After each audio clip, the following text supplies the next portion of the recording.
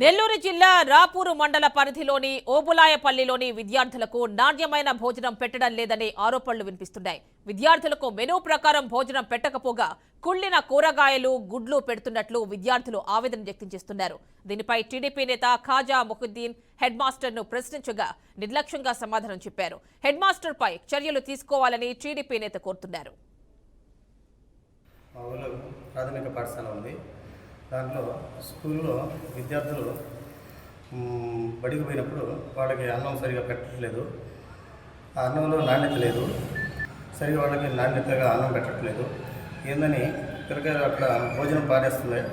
ఏందని అడగా ఈ కూరలో రుచి లేదు, అన్నం సరిగా పెట్టట్లేదు, అన్నం కొంచెం కొంచెం పెడుతున్నారు అది అని వాళ్ళు సమాధానం చెప్తున్నారు.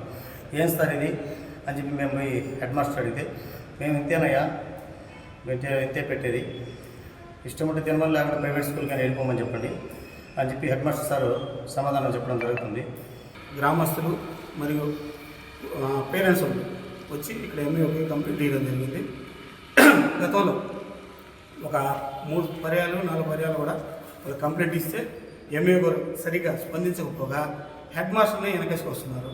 ఇంకోటి ఇక్కడ ఏంటంటే ఎంఈఓ కావచ్చు, టీచర్లు కావచ్చు, ప్రైవేట్ స్కూల్కి కొమ్ము కాసి ప్రైవేట్ స్కూల్ డెవలప్ అవుతున్నాయి కానీ గవర్నమెంట్ పాఠశాలలు డల్ అయిపోతున్నాయి. ఇదేమని అడిగితే వాళ్ళ కాడ ఏమి లాలూచి పడుతున్నారు. ఎంఈఓ గారు కానీ అయితే ప్రైవేట్ స్కూళ్ళకి ప్రిఫరెన్స్ ఇచ్చి దానికే మొగ్గు చెప్తున్నారు.